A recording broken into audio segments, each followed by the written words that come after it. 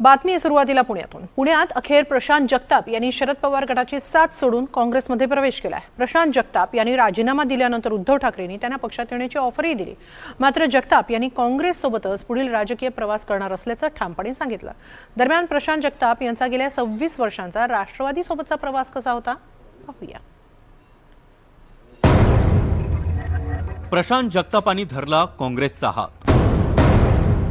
शरद पवारांचा खंदा समर्थक दुरावला।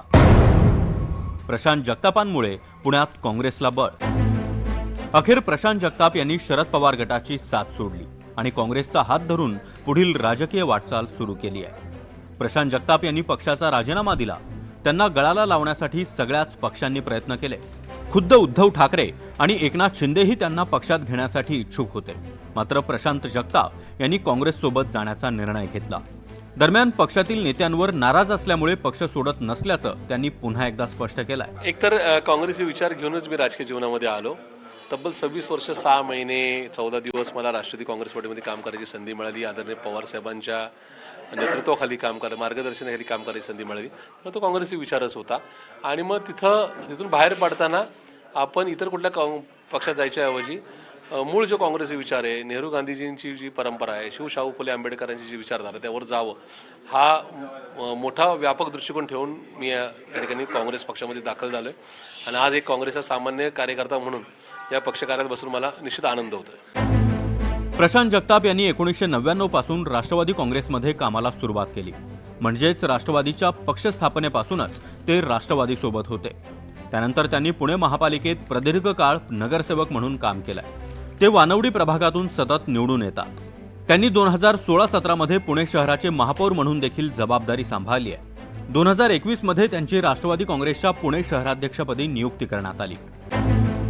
राष्ट्रवादीत फूट पडल्यानंतर त्यांनी शरद पवारांसोबत राहण्याचा निर्णय घेतला। पुण्यातील स्थानिक कार्यकर्त्यांची नव्यानं मोठ बांधली।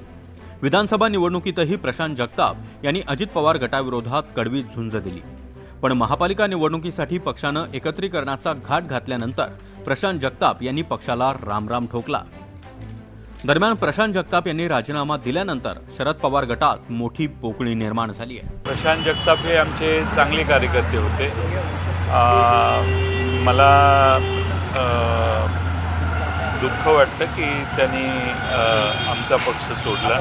माझ्याशी चर्चा त्यांची आजपर्यंत झाली नाही, पण मध्ये एकदा भेट झालेली मुंबईत, त्यावेळी त्यांच्याशी थोडा चर्चा करता आली मला।